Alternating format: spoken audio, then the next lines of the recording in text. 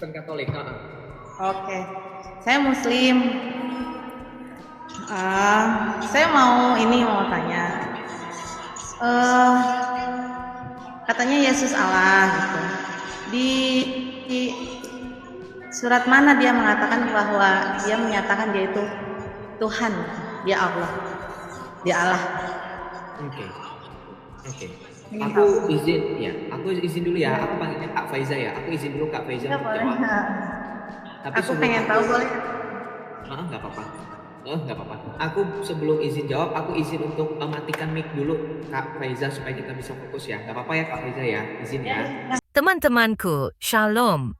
Melalui video ini saya tidak sedang ingin mengajak supaya teman-teman menjadi murtad dan menjadi Kristen. Tetapi melalui video ini, saya ingin mengajak semua teman-teman untuk boleh belajar akan fakta dan bisa menerima kenyataan. Sehingga dengan demikian teman-teman bisa mengambil keputusan untuk memilih keimanan ataupun keyakinan. Sehingga dengan keimanan dan keyakinan tersebut, teman-teman bisa hidup bahagia dan bisa menerima keselamatan ataupun hidup yang kekal. Sehingga di kemudian hari teman-teman tidak kecewa karena memilih keyakinan yang salah. Semoga video ini memberikan pencerahan dan video ini menjadi berkat. Nah, seperti apa pemaparannya? Mari kita sama-sama saksikan sampai selesai dan jangan lupa untuk like, bagikan dan subscribe channel Gereja YouTube. Mari kita saksikan video berikut ini. Udah mandi belum Kak? Tahu aja gue belum mandi belum. Kalau gue mandi gue tidur karena udah ngantuk. Saya kalau mandi tambah ngantuk. Oke, kita lanjut dulu. Jangan nyebut pasien. Saya bukan dokter.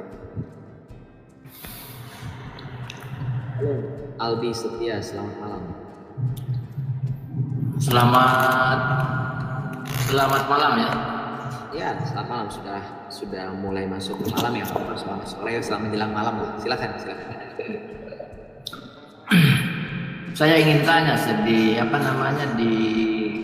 semalam saya tanya di kalangan Kristen tentang masalah kematian manusia ini apa namanya sih? Kematian manusia. Iya, setelah mati, seperti kaulah mati, apakah tidak diakui mati maksudnya? Maksudnya gimana? Semalam saya tanya sama orang Kristen tentang kematian manusia. Kematian manusia ini tidak diakui kematian maksudnya. Betul kan? Apa namanya? Kematian manusia tidak diakui, yang nggak tahu. Kamu nanya apa sih? Maksudnya gimana sih? Kamu suatu saat kan mati. Itu tak diakui kematian maksudnya, betul kan? Tidak diakui kematian. Dosa adalah maut kok. Maksudnya gimana sih?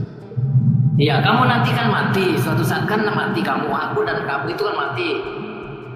Ini di kalangan Kristen tak diakui kematian maksudnya, betul kan? Enggak. Kami tetap mengakui itu kematian. Telah berpulang ke pangkuan bapak, saudara kami, kerabat kami. Kamu nanya sama siapa sih sebenarnya? Lagi juga nggak ngerti. Kau nanti kalau bila ajalmu tiba, habis napasmu di muka bumi ini diakui apa namanya? Dinamakan apa namanya? Kematian. Kematian.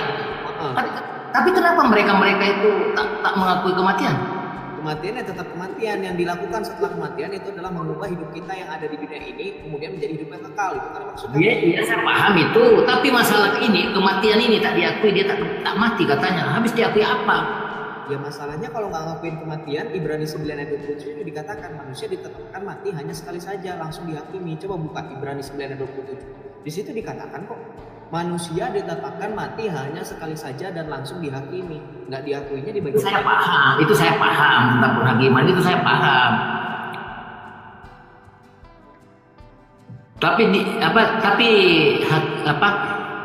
Setelah dihakimi ini kan sesudah kematian, betul? Nah iya. Dan ini teman-teman Kristen semalam tanya, saya bingung. Maka saya Kristen mana? Makanya Bapak, teman-teman Kristen mana? Saya juga Kristen, tapi saya nggak merasa Bapak nanya sama saya gitu loh maksudnya loh. Iya, ini saya ingin penjelasan dari kamu, itu maksud saya. Ya saya udah jelasin tadi, dan saya masih nggak memahami, tidak mengakuinya di bagian mana. Tidak mengakuinya di bagian mana? Iya, setelah manusia ini napasnya sudah habis terakhir, Dia tidak diakui kematian. Ini benarkah macam mana? Enggak. Itu sampai bingung saya semalam tanya sama mereka itu. Lah, tanyanya sama yang suruh ngejelasin, nanya sama saya juga bingung, Bapak bingung, saya bingung, penonton lebih bingung, sama-sama bingung. Ini tengok di bawah itu turunkan katanya. Orang bertanya suruh turunin, gimana kau di bawah itu? Ya iya, gimana di bawah nggak minta turunin ya, Bapak nanya sama orang yang nggak tahu apa-apa ya. Kita gini loh, ibaratnya gini, Bapak misalkan pernah nanya sama orang kan gitu kan, nanya sama orang Kristen yang bukan ada di sini, tapi Bapak bawa kasusnya ke sini yang kami nggak tahu apa-apa, jadi kami bingung, wajar dong gitu. Makanya kami nanya maksudnya siapa yang dimaksud, supaya nanti kami cross check, kami reconfirm. Benar nggak Bapak Aldi Setia pernah berdiskusi dengan kalian, bertanya mengenai ini, dan kemudian kalian mengatakan tidak mengakui kematian, kan gitu. Enak kalau kayak gitu. Enggak begini poinnya sekarang deh. Poinnya begini. Kalau memang kamu mengakui kematian itu berarti saya sudah dapat poin loh. Itu maksud saya. Iya. Iya, berarti saya sudah dapat poin maksud saya. Sekarang ganti pertanyaan. Ya. Ini saya sudah dapat poin. Yesus Allah, tanya saya. Jadi Yesus ini menurut Anda apakah seperti sama dengan gambar di belakang kamu itu? Itu yang dimaksud Yesus. Ya, lukisan Yesus itu despite from the tradition, the holy tradition that the early church fathers have already taught us for century. Jadi apa yang telah diajarkan oleh Bapak Gereja selama berabad-abad tentang bagaimana Yesus Kristus itu diwariskan melalui tradisi, seperti contoh bahwa Lukas yang adalah sekaligus penulis Injil tetapi juga sebagai sesuai dengan tradisi suci menjelaskan kepada kita dan mengetahui dan memberikan pengetahuan kepada kita bahwa dia adalah iconographer atau pelukis Bunda Maria dan Yesus. Lukas itu yang tulis Injil, dia adalah pelukis Tuhan Yesus dan Bunda Maria. Yes. Karena penggambaran itu juga didasari pada contoh bukti arkeologis dari kain kafan Turin. Kain kafan Turin itu kain kafan yang digunakan di mana pada saat Tuhan Yesus dibaringkan dan dikafani. Dan itu tercetak rupa Yesus dari kepala sampai dengan kaki. Jadi wajahnya jelas. Itu sudah ada penelitian dan disandingkan dengan ikon-ikon lukisan-lukisan Yesus seperti yang ada di belakang saya, seperti yang ada di abad pertama, abad kedua, abad ketiga, abad keempat, seperti yang terpajang atau tertempel di mural-mural dinding gereja di abad mula-mula, itu disandingkan dengan The Shroud of Turin, kain kafan Turin ini memiliki kemiripan dan sama persis itu. Jadi ya seperti itu. Tidak ada yang aneh karena penggambaran sedari mula sudah dilakukan sebagai bagian dari tradisi suci kekristenan. Gitu. Jadi kain di sebelah kirinya, sebelah kiri kan sebelah kanan. Kain di sebelah kiri itu ada yang mirip. Mau kanan mau kiri kau komparasikan sama aja, ngerti gak? Itu lagi berbicara. Jangan kau bayangkan sekarang ini beneran lagi saya bandingkan kain itu. Ngerti gak sih ini orang? Bukan saya tanya, yang kain di sebelah kiri itu kan merah itu. Apa tandanya itu? Saya orang tanya kok, katanya kamu suruh tanya. Itu kan bajunya di belakang kamu itu. Yesus itu apa namanya, baju yang kain yang dipakai itu kan ada merahnya itu di sebelah kirinya itu. Iya. Apa tandanya itu? Menandakan seperti apa? Iya, jubah warna merah, iya. Ya itu yang saya tanya, katanya suruh tanya saya. Iya, tanyanya sebenarnya mengenai hakikat Yesus, karena di sini bukan bertanya Yesus ada di belakang saya yang ada lukisan, tanya saya. Harusnya ketika kamu membaca ini membicarakan hakikat dan pribadi Yesus, tapi karena saya juga nggak berekspektasi apa-apa terhadap orang macam kamu, jadi ya udah terserah kamu mau nanya apa aja. Kamu nanya jubah merah, ya ini karena catnya warnanya merah. Terus kenapa kalau warnanya ungu, warna ungu, terserah. Iya, masalahnya menggambarkan apa itu? Kenapa baju itu separuh menggambarkan Yesus menggambarkan warna merah itu warna yang warna kebijaksanaan dan kemuliaan menggambarkan itu. Ya kan itu terjawab namanya. Saya kan tanya sesuai dengan tema kita. Kan gitu ya. Saya jawab. Jadi menurut anda ya, Tuhan Yesus itu adalah serupa dengan gambar yang ada di belakang kamu itu. Apakah itu? Menurut Anda, jangan memframing menurut Anda. Saya berbicara data kok. Dari tadi saya sudah sebutkan data, saya sebutkan berdasarkan tradisi dan ajaran gereja. Kok kamu malah framing menurut Anda? Menurut keyakinanmu lah intinya gitu. Bukan menurut keyakinan saya juga. Sejarah itu tidak pernah milik keyakinan tertentu. Sejarah itu milik orang-orang yang mau belajar bukan hanya milik orang-orang beragama. Itu sebab sejarah justru dipengaruhi oleh orang-orang yang ingin membuktikan agama itu salah, tetapi selama ini sejarah justru berbicara sebaliknya, membuktikan kebenaran sejati itu ada di dalam apa yang Kristus ajarkan. Makanya apa yang Kristus ajarkan selalu selinier dengan sejarah. Ya udahlah Seth, hanya saja itu saja yang ingin saya tanyakan. Pasal pun di bawah itu suruh turunkan, katanya orang gila saya. Jangan, kalau kamu adalah laki-laki yang bisa meyakini dirimu sepenuhnya laki-laki dan percaya diri, harusnya nggak perlu pedulikan. Tapi karena kamu lebih memperdulikan orang yang di bawah, ya sudah lah, suruh turun, ya udah aku suruh. Tengok Aldi minum obat dan apa segala macam, ya orang apa berkomentar di bawah itu. Ya udahlah, itu aja saya sudah ingin saya tanyakan. Ya udah, Tuhan berkati ya. Semangat Bang Aldi. Shalom. Selamat malam. Loh, kok nge-lag? Ya udah aku turunin aja. Kasihan nanti HP-nya meledup. Gak apa-apa. Kita lanjut ya, nggak apa-apa teman-teman, udah dibilangin jangan menghakimi, kok teman-teman malah mau menghakimi terus. Nggak boleh. Ya, kita lanjut ya. Nggak apa-apa teman-teman, kita terima seperti bagaimana Yesus menerima segala orang yang ingin datang kepada Dia sesuai dengan firman-Nya. Marilah kepadaku kalian yang letih, lesu dan berbeban berat. Kita jangan jadi penghambat. Oke. Shalom. Assalamualaikum. Iya, halo. Ya, Shalom. Iya Pak, silakan. bentar ya. Iya.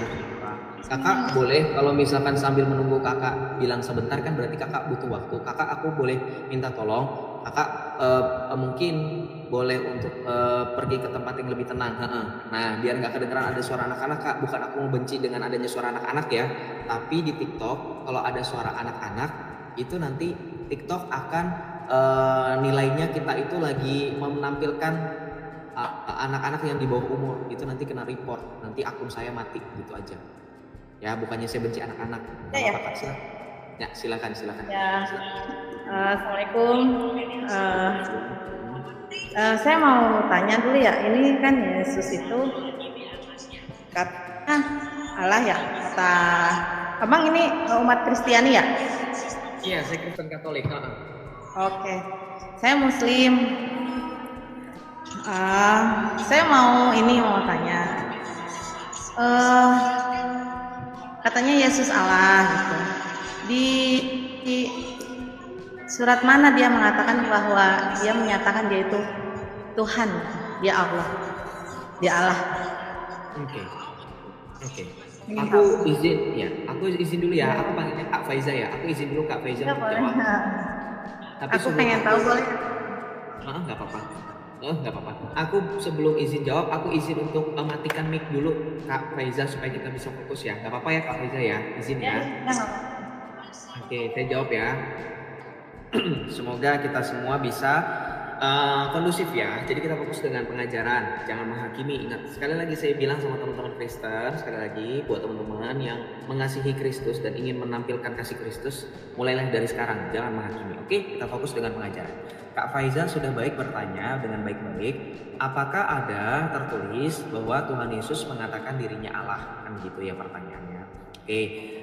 Yesus mengkonfirmasi dirinya adalah Tuhan dan Allah. Kita lihat, kita baca di dalam Yohanes 13. Saya bukakan Alkitab ya Kak, saya izin dulu ambil dulu supaya kakaknya bisa membaca juga. Supaya kakaknya bisa membaca juga, kita semua di sini juga bisa membaca. Oke, kita bukakan. Ini saya tampilkan di layar ya.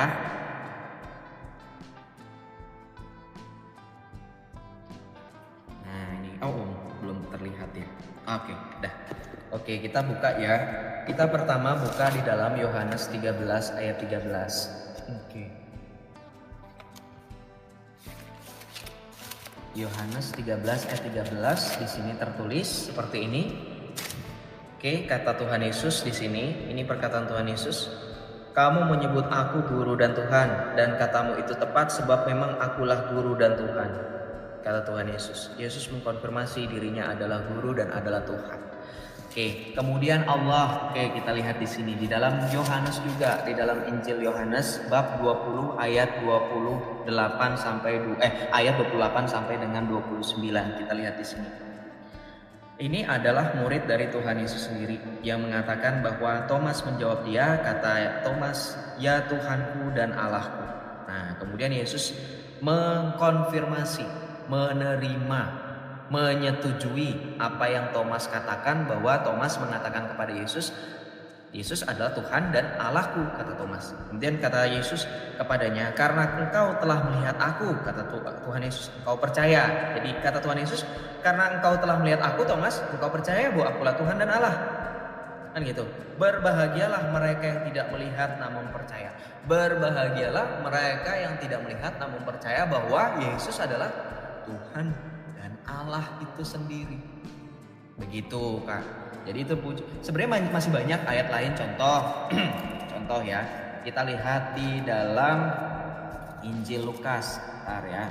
Kita lihat di dalam Injil Lukas sebentar. Mana ya? Mana dia? Lukas sebentar. Kita buka, Yesus itu mengampuni dosa wanita, mengampuni wanita berdosa. Di dalam Injil Lukas ya, sebentar.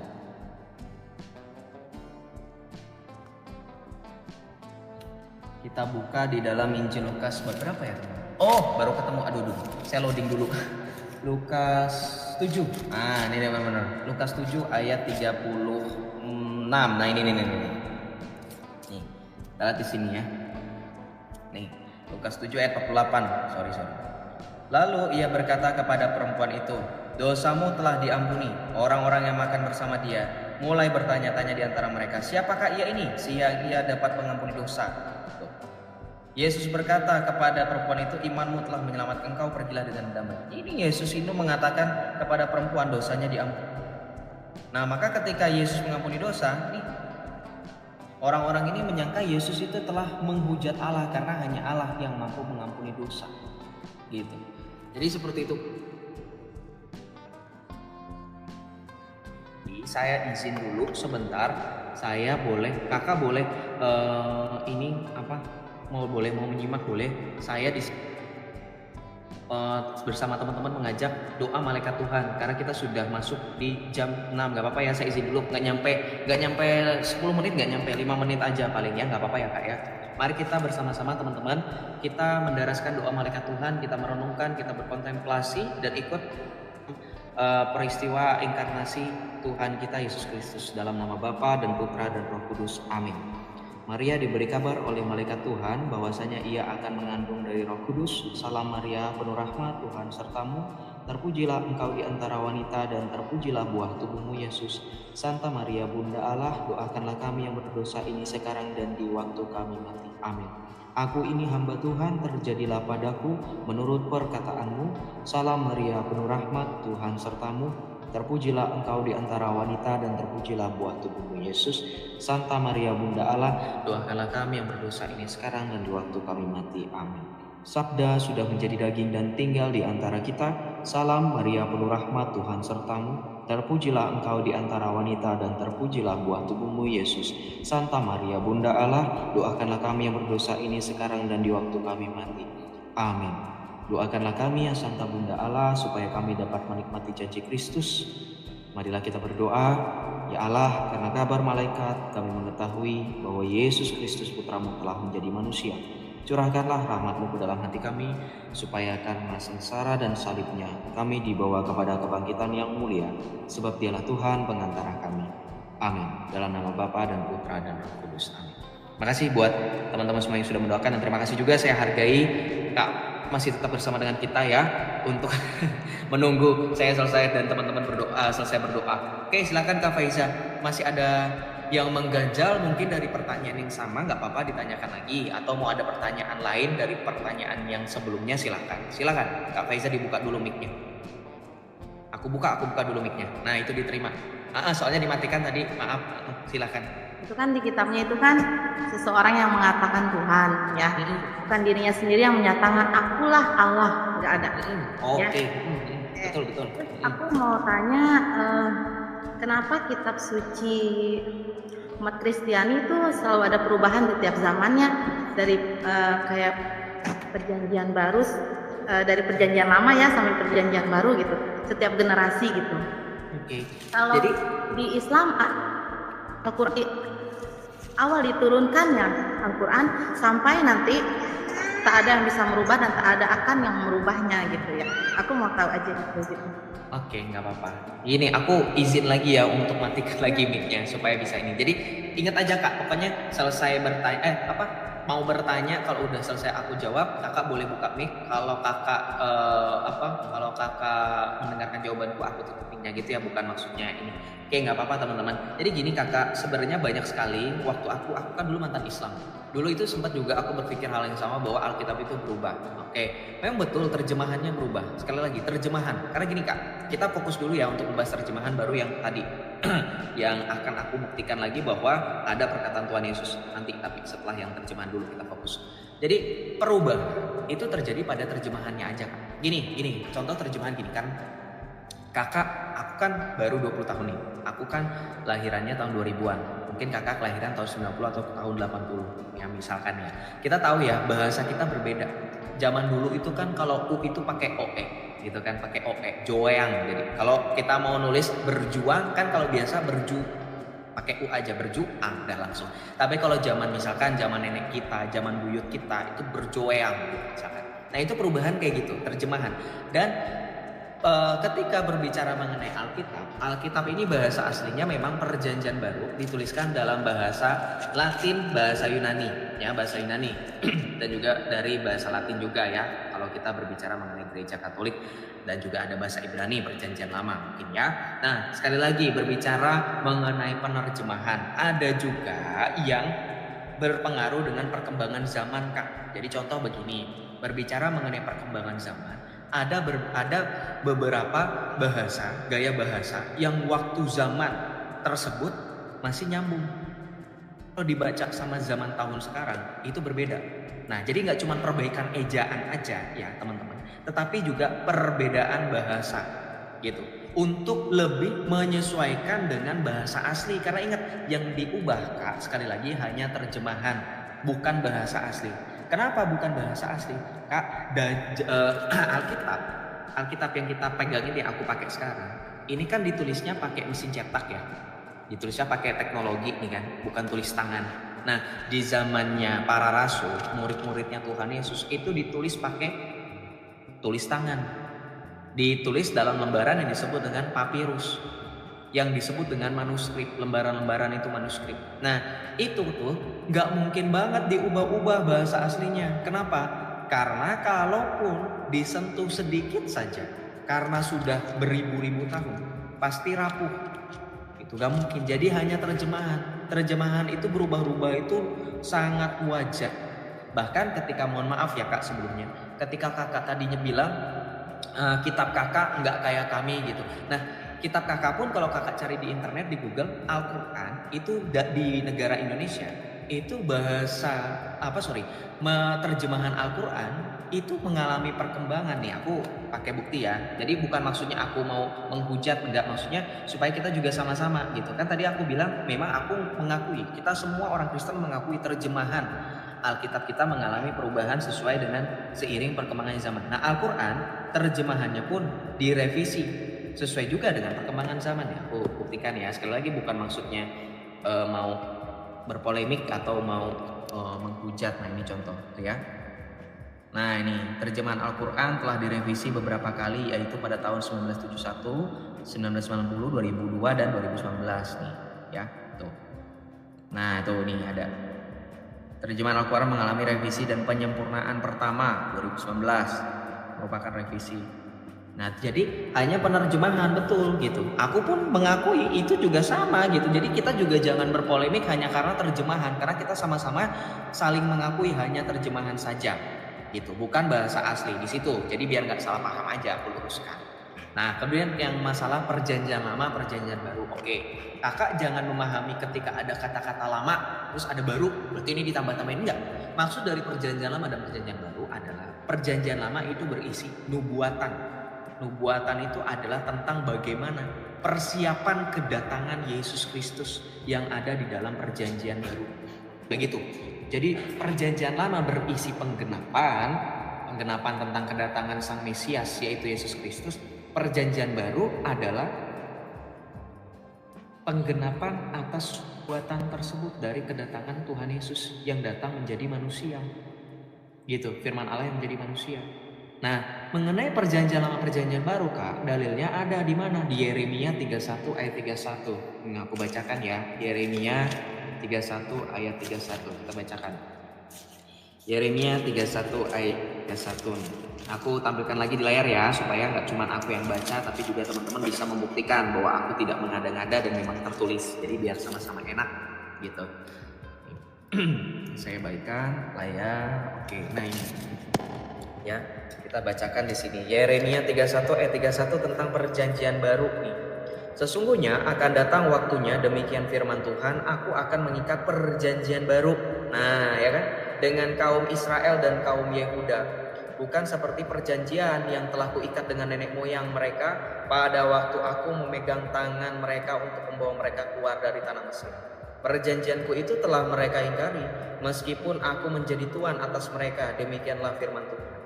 Tetapi beginilah perjanjian yang kuikat dengan kaum Israel sesudah waktu itu, demikianlah firman Tuhan, aku akan menaruh Tauratku ke dalam batin mereka dan menuliskannya pada hati mereka.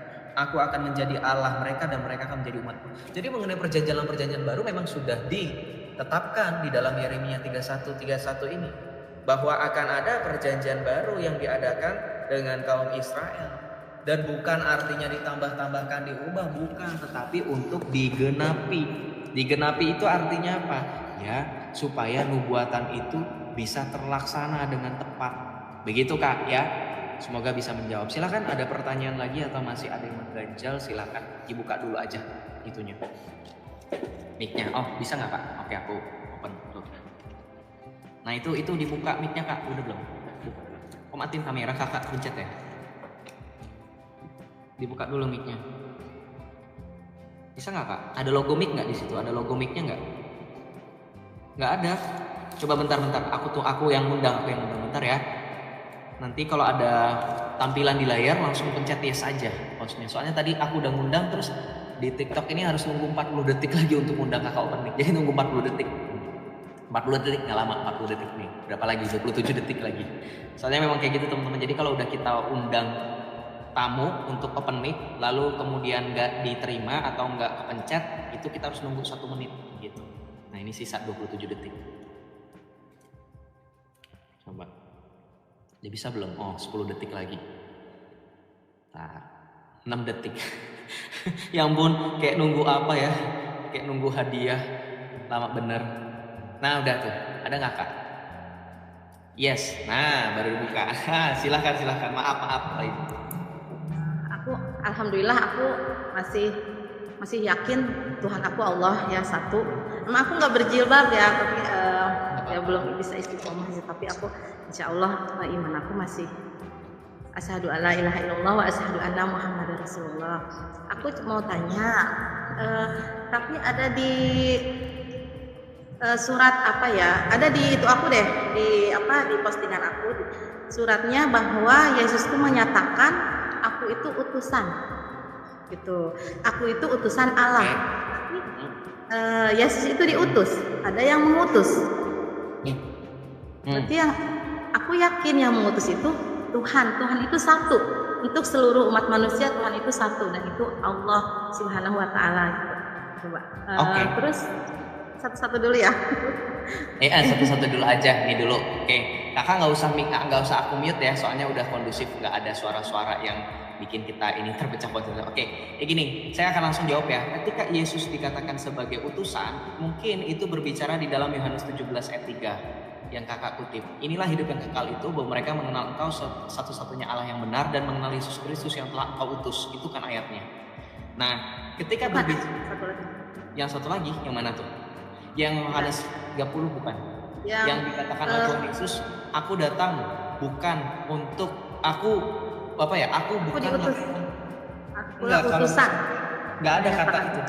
Nggak ada ayat yang Yesus bilang aku diutus. Nggak ada. Memang nggak ada. Serius. Yesus ngomong aku diutus tiba-tiba itu nggak ada. Tapi kalau ngomongin tentang hal-hal yang berbau kata utus itu di dalam Yohanes 17 ayat 3. Yang memang itu di Yohanes 17 ayat 3. Inilah hidup yang kekal itu, bahwa mereka mengenal Engkau sebagai satu-satunya Allah yang benar dan mengenal Yesus Kristus yang telah Engkau utus. Itu aja kok ayatnya. Nah, ya Nah. berarti kan Yesus itu diutus. Oke, betul. Utusan. Yesus Kristus diutus. Ya. Oke, itu Yohanes 17 ayat 3. Mari kita baca. Betul, Yesus adalah utusan. Utusannya yang mengutus siapa? Sang Bapa. Kenapa Sang Bapa? Mari kita lihat. Yohanes 8 ayat 42. Tuhan Yesus mengatakan, nih saya langsung balik-balikan kamera aja. Jadi kita pakai ayat ya, karena kakaknya juga pakai ayat. Nah ini, kita bahas dulu Yohanes 17 ayat 3 ya. Maksud tadi nih. Yohanes 17 ayat ketiga kan yang kakak maksud nih. Inilah hidup yang kekal, yaitu bahwa mereka mengenal Engkau satu-satunya Allah yang benar dan mengenal Yesus Kristus yang telah Engkau utus. Betul kan? Yesus Kristus yang telah Engkau utus. Ya, Nah, ada beberapa Yohanes ada 5 beberapa lagi, di- betul. Saya sudah hafal karena saya mantan Islam dan itu ayat-ayat yang saya juga pikirkan dulu nih. Yohanes 5 ayat 30. Aku tidak dapat berbuat apapun dari diriku sendiri. Aku menghakimi sesuai dengan apa yang aku dengar dan penghakimanku adil sebab aku tidak menuruti kehendakku sendiri melainkan kehendak Dia yang mengutus aku. Betul kan? Nah, Ya. mari kita pertama-tama Tolong jabarkan mengapa Yesus mengatakan aku diutus Allah. Nah, Berarti oke. kan ada orang yang mengutus ya, yang maha besar gitu, mengutusnya gitu. Betul. Nah, yang maha besar ini nanti kita lihat posisinya dengan Yesus Kristus. Apakah Yesus sama besar atau tidak? Nanti kita buktikan ya. Kita lihat di sini. Siapa yang mengutus Yesus? Kita lihat dalam Yohanes 5 ayat 19. Kenapa saya ayat 19? Ini satu perikop, Kak. Di Alkitab ada yang kayak gini nih. Ini hitam. Ini di bold. Kalau kita berbicara gaya penulisan ini di bold, dicetak tebal, diberi cetak tebal. Ini cetak tebal. Ini namanya perikop. Perikop ini artinya kumpulan ayat dalam satu kesatuan ini berbicara sesuai dengan konteks. Ya, sekali lagi teman-teman Islam, for your information, atas dasar karena memang kalian tidak mengetahui apapun tentang kitab suci kami, saya bantu untuk mewakili teman-teman lain untuk kalian memahami bagaimana kitab suci kami. Kitab suci kami, ini ada namanya nih cetak tebal hitam. Ini satu kesatuan, satu ayat misalkan ini satu kesatuan, ini satu konteks. Ini perikopnya. Nah, maka ketika di dalam Yohanes 5 ayat 30, ini adalah satu kesatuan dengan Yohanes 5 ayat 19. Oke. Nah, dari ayat 19 ini satu kesatuan dengan ini. Kenapa Yesus mengatakan ini? Aku tidak berbuat apa-apa. Mari kita kaji. Aku tidak berbuat apa-apa dari diriku sendiri. Kenapa? Kenapa Yesus nggak bisa berbuat apa diriku sendiri? Karena Yesus bilang di dalam Yohanes 5 ayat 19 apa? Lalu Yesus menjawab mereka, sesungguhnya aku berkata kepadamu, anak tidak dapat mengerjakan sesuatu dari dirinya sendiri jikalau ia tidak melihat Bapa mengerjakannya. Sebab apa yang dikerjakan Bapa itu juga yang dikerjakan anak. Nah, Allah yang benar dan maha besar itu disebut dengan Bapa, betul. Kita kenal itu sebagai Bapa sebutannya. Nah, ketika dikatakan Yesus diutus oleh Bapa, pertanyaan saya, kenapa Yesus bisa ngomong apa yang dikerjakan oleh Bapa dikerjakan oleh anak? Mari kita coba breakdown pemahamannya kalau masih nggak paham dengan maksud saya, kenapa saya menanyakan hal tersebut nih. Saya pakai catatan. Tadi kan dibilang sama kakak ada mengutus. Allah ini adalah yang maha besar. Ya, ini gelarnya maha besar. Maha besar. Oke. Kalau di kitabnya Amerika tidak ada kata Allah di dalam kitabnya ya. Cuman hanya Indonesia ya. Betul, hanya Indonesia. Sama seperti Quran terjemahan bahasa Inggris, hanya di Indonesia saja Allah disebut dengan Allah. Di Amerika Tapi disebutnya dengan Al-Quran di seluruh dunia tuh sama tulisannya Al-Quran. Tidak ada perbedaan sama kalau kakak sekali. mau bukti, saya langsung buktikan aja ya kak. Beneran ya, saya akan buktikan aja ya kak langsung ya. Saya buka langsung, paling simpel adalah Al-Fatihah dalam bahasa Inggris. Kita buktikan, apakah Allah diakui di sini? No, Allah tidak diakui. Kita lihat terjemahan dalam bahasa Inggris ini Amerika. Bismillahirrahmanirrahim. Nggak ada di sini dengan menyebut nama Allah. No, your Allah is unknown. Ini bukan Muslim. Ini bukan Yes, Muslim. ini terjemahan Islam. Ini adalah seorang ulama. Ini MAS, ini gelar ulama. Al-Quran Islam itu Abdul dari Halim. mana? Dari Ini kan dari Inggris. sama Katanya dari Inggris. dari seluruh dunia itu tetap sama. Cuman kalau Iya, Amerika terjemahannya, makanya kan dibilang terjemahan. Kakak jangan, saya kan udah menjawab tentang pertanyaan pertama. Kita sepakat kalau masalah terjemahan itu tergantung bahasa dan budaya. Ketika kakak bilang, oh hanya di Indonesia saja ya dikenal Allah, ya sama di luar negeri masalahnya Allahnya disebut dengan in the name of God. Kenapa? kalau seluruh maksudnya gini, seluruh penduduk Amerika tahu Tuhannya orang Islam itu Allah, ya tahu. Seluruh Enggak, mau masalahnya orang in the name of God. Oke, saya mau mencari. orang Yahudi ya, mau seluruh agama Yahudi, Kristiani ya, tetap tahu orang Islam itu Tuhannya Allah ya. Tapi kalau orang Kristen di sini kan dia menyebut Bapak Allah ya. Bapak Allah itu katanya bapaknya Yesus ya. Tapi kan sama ya, orang Kristen di sini sama orang agama Kristen juga ada yang di Amerika, tapi mereka tidak ada mengatakan Bapak Allah, tidak ada Allahnya, tidak ada Bapak Allah. God the Father, karena terjemahan Kak, orang Kristen Arab pun menyebut Allah dengan sebutan Bismil Ab, Bapak. Kalau seluruh orang Islam seluruh dunia tetap Allah ya Allah, tidak berganti. Karena itu proper name. Nanti kita bahas ke situ, nanti kakak nggak mengerti, tapi nggak apa-apa. Ini kan dalam artian ini kan bahasa Inggris pun tidak menyebut nama Allah di sini. Ini udah bukti, udah membantah. In the name of God, bukan in the name of Allah. Harusnya kalau misalkan Allah itu dikenal oleh orang Inggris, ini seorang yang namanya Abdul Halim. Itu kan arti bahasa Inggris. Tapi kan tetap perkataan awalnya itu loh, Mas. Ngerti nggak? Kayak di situ ya, saya juga perlu yang. Oke, di sini kan kita langsung fokus saja ya Kak. Boleh aku tanya satu lagi nggak Kak? Nah, ini belum selesai. Kita mau membuktikan Oh, iya, boleh. Allah yang adalah Maha Besar. Ini kan bahasa Arabnya nih, Allahu Akbar, ya kan, Allah Maha Besar. Ternyata Allah yang Maha Besar, ketika Yesus mengatakan apa yang dikerjakan, apa yang dikerjakan Bapa dikerjakan oleh anak. Ternyata Bapa yang Maha Besar ini itu sama dengan anak, yaitu Yesus. Kok bisa? Loh, ini dia mengerjakan sesuatu. Ini kerjakan. Iya. Ini mengerjakan apapun. Sangka kena yang kabur sih. Duh, kabur yang nanya. Enggak bakal saya framing. Saya bukan Nandar dan kawan-kawan. Kalau HP nanu pae, teteh ngecas, ulah framing. Saya lanjut aja ya. Saya nggak peduli. Ngapain sih? Jangan pede lah, sepenting apa kamu itu. Jadi ya inilah seperti mereka ya. Memang gak apa-apa kita melakukan kebaikan itu sekalipun mereka membalas dengan hal-hal yang tidak baik. Ya padahal saya sudah baik dan sopan loh sama dia. Tapi gak apa-apa ya. Memang kita buktikan ajaran yang sejati dan kebenaran yang sejati itu tidak akan pernah bisa diterima oleh orang-orang yang seperti itu ya. Gitu. Nggak apa-apa, padahal saya sudah sopan loh, ayo malah ini nggak apa-apa ya. Kita lanjutkan ya. Jadi yang Maha Besar ini mengerjakan pekerjaan. Nah ini pekerjaannya A, B, C, D, E, F. Nah, ini saya simpulkan aja seperti ini, saya gambarkan ini pekerjaannya. Kemudian ketika Tuhan Yesus mengatakan di sini, teman-teman perhatikan, apa yang dikerjakan oleh Bapa itu juga dikerjakan oleh Anak. Jadi ini pun yang A sampai F ini juga dikerjakan juga oleh Sang Anak, yaitu Yesus. Sekarang pertanyaan saya, ketika gelar ini Maha Besar, kemudian Yesus mengerjakan yang sama seperti yang Maha Besar kerjakan, berarti Yesus itu sama nggak dengan yang Maha Besar? Sama. Kita buktikan di dalam Yohanes 30. Ini tadi harusnya sampai ke teteh yang tadi ya, cuman kayaknya paeh itu HP-nya, disebut-sebut paeh. Paeh itu artinya mati guys. Ya bahasa kasar itu. Bahasa kasar untuk merujuk kepada HP-nya yang sudah mati mungkin. Nah ini, aku dan Bapa adalah satu. Ya. Ya memang Yesus juga dikatakan kok di ayat 29, Bapakku yang memberikan mereka kepadaku lebih besar dari siapapun. Masalahnya Yesus merujuk kepada dirinya sendiri sebagai setara dan satu kesatuan hakikat dengan Sang Bapa. Berarti ketika Yesus mengatakan Bapa lebih besar, Yesus mengatakan aku dan Bapa adalah satu, berarti Yesus sama besar dengan Sang Bapa. Kelar. Paham ya?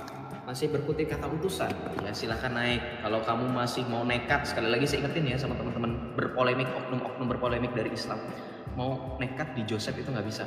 Yang udah-udah kayak yang tadi, ya. Tuh itu pemahaman simpel sih sebenarnya, tapi nggak apa-apa. Kita lanjut aja guys. Thank you teman-teman yang sudah memberikan berkat, only give, Tuhan memberkati. God bless. Kemana Piko? Kok hilang? Alkitabmu siapa yang buat? Itu dulu jelaskan. Alkitab yang buat 1 Yohanes 1 ayat 1, yaitu para rasul. murid dari Tuhan kita Yesus Kristus, Pak Yunarzil, mau naik, mau bantah, silakan bantah. Saya berikan kesempatan seluas-luasnya. Apapun yang bisa dibantah, silakan dibantah, teman-teman. Gak jadi masalah. Saya gak jadi masalah. Kalian mau bantah, silakan, bebas. Silakan. Mau bantah, silakan. Memang ruangan ini didesain untuk kalian membuktikan apakah Kristus Tuhan atau bukan. Makanya ini ada Yesus Allah tanya saya. Kalian gak setuju, silakan bantah. Tapi bantah pakai dalil, pakai data.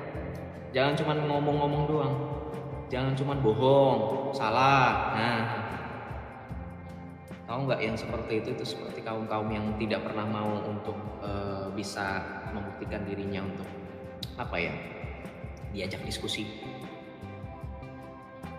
Mana mungkin Yesus? Aduh, naik sini gue ajarin kata-kata yang simple. Yesus berkata-kata, ketika Yesus mengatakan, aku tidak dapat berbuat apapun dari diriku sendiri, kan untuk mempertegas apa yang dikerjakan anak dikerjakan bapak gitu loh. Oknum-oknum yang berpolemik dari Islam, masa bahasa yang mudah dimengerti kalian kuat di otak kalian itu ada apa sih? Ada apa sih? Ada batu ya, nyempil, atau kelamaan berputar-putar. Makanya otak kalian juga ikut muter, nggak bisa berhenti sampai sekarang. Muternya bukan muter berpikir, muternya muter sendiri gitu. Ngerti nggak ketika mengatakan aku tidak berbuat apapun dari diriku sendiri, aku tidak dapat berkata-kata. Kenapa? Karena Yesus satu kesatuan dengan Bapa. Makanya dia ingin menjelaskan bahwa kehendaknya tidak bertentangan dengan kehendak Bapa. Itu poinnya, paham nggak? Apa yang dikehendaki oleh Yesus bukanlah kehendak yang bertentangan dengan kehendak Sang Bapa. Karena kehendak Sang Bapa dengan kehendak Yesus itu satu kesatuan, karena satu hakikat. Ampun, yang kayak gitu aja sulit untuk dipahami. Contoh saya kasih tahu ya, nih contoh kehendak Bapa dan kehendak Yesus. Ayo bantah, naik nih, open discussion, ya. Silakan refute saya, silakan rebut, ya. Silakan rebuttal saya, silakan. Nih contoh, saya kasih tahu kehendak Bapa ya, teman-teman. Yohanes 6 ayat 40, nih. Ayat yang paling saya suka untuk saya lempar pertanyaan umpan lambung nih. Kita tahu kehendak Bapa apa? Nih, sebab inilah kehendak Bapakku, supaya setiap orang yang melihat anak dan yang percaya kepadanya beroleh hidup yang kekal, dan supaya aku membangkitkannya pada akhir zaman. Ini kehendak Bapa. Apakah sesuai dengan kehendak Yesus? Kita lihat, baca di sini. Siapa saja yang makan dagingku dan minum darahku, ia mempunyai hidup yang kekal, dan aku akan membangkitkan dia pada akhir zaman. Dia satu kehendak. Kehendak Bapa bilang siapa yang percaya dan melihat anak beroleh hidup kekal, dan anak itu akan membangkitkan pada akhir zaman. Ternyata kehendak itu pun sama seperti kehendak Sang Bapa yang dikatakan oleh Tuhan Yesus. Buktinya, contoh nyata. Paham? Masih ribet? Ampun. Bantah silakan, nggak apa-apa. Kalau ada yang nggak setuju. Kenapa Bang Yosef kesel? Nggak kesel, apa-apanya kesel. Kenapa harus kesel? Nggak kesel. Nggak kesel. Siapa tadi yang bilang kesel? Nggak kesel. Saya bilang kesel. Teman-temanku, sekarang engkau sudah mengerti dan engkau sudah mendengar dengan baik tentang fakta-fakta maupun kenyataan-kenyataan yang dijelaskan oleh seorang profesor ternama. Sekarang waktunya jangan terlalu banyak bicara, tetapi renungkanlah dan pikirkan kembali tentang keimananmu. Firman Tuhan berkata, jika engkau mengetahui kebenaran, maka kebenaran itu akan memerdekakan engkau. Jadi ambil satu tindakan ataupun keputusan yang baik dan yang berguna untuk hidupmu. Baik hidupmu di masa sekarang maupun untuk hidupmu di masa yang akan datang. Mantap, luar biasa pengajaran pemaparan yang sangat menarik untuk dipelajari dan tentunya membawa pemahaman bagi kita semua semakin mengerti akan apa yang terjadi di sebelah. Dan tentunya hal seperti ini perlu dipelajari oleh semua orang supaya dapat memahami, khususnya agama sebelah, supaya mereka boleh termuka mata dan melihat yang sedang terjadi. Dan kita percaya bahawa kebenaran itu akan menang. Selamanya kebenaran itu yang akan menang, segala sesuatu yang palsu itu tidak akan bertahan sampai selama-lamanya. Jadi untuk itu, mari doakan pelayanan pekerjaan Tuhan, pemberitaan Injil semakin lebar dan luas untuk kemuliaan Tuhan. Tuhan Yesus memberkati. Shalom saudara gereja YouTube, saudara yang mau mendukung pelayanan misi kami untuk penginjilan generasi muda, Forum Komunikasi Pelayanan Penginjil Indonesia, bisa melalui Bank BRI 042 1010 0 4870560 atas nama singkatan Generasi Muda FKPPI. Dan bisa melalui QRIS ini, silakan scan barcode QRIS ini melalui mobile banking saudara. Tujuan dari pelayanan misi ini adalah untuk menjangkau banyak jiwa di pelosok-pelosok desa yang rindu untuk mendengarkan firman Tuhan dan untuk kegiatan hamba Tuhan yang menjalani penginjilan ke desa-desa untuk bisa terus mengabarkan kabar baik di seluruh tanah Indonesia. Selain melalui media sosial YouTube, kita tetap terus bisa menyuarakan kabar baik secara offline. Boleh melalui rekening ini dan bisa melalui QRIS Mobile Banking ini. Dengan cara scan barcode QRIS ini di mobile banking saudara sahabat gereja YouTube. Dan untuk mendukung di rumah pelayanan yayasan kami, bisa mendukung melalui rekening yayasan atas nama Yayasan Cipta Pelita Kasih di Bank Rakyat Indonesia atau BRI. Dan bisa melalui QRIS ini, silakan scan barcode QRIS ini melalui mobile banking saudara. Dukung pelayanan kami di semua sektor. Dengan ini sebagaimana untuk membiayai tempat tinggal yayasan, listrik, air, dan juga peralatan pengajaran pendalaman Alkitab dan Murtadin. Seberapapun itu sangat berguna bagi pelayanan gereja YouTube, biarlah terus kita hidup dan berdampak menyuarakan dan memuliakan nama Tuhan Yesus, dan pastinya malaikat sorga bersorak-sorai karena banyak yang mengaku bahwa Yesus adalah Juru Selamat. Terima kasih Tuhan Yesus, memberkati saudara, gereja YouTube semua.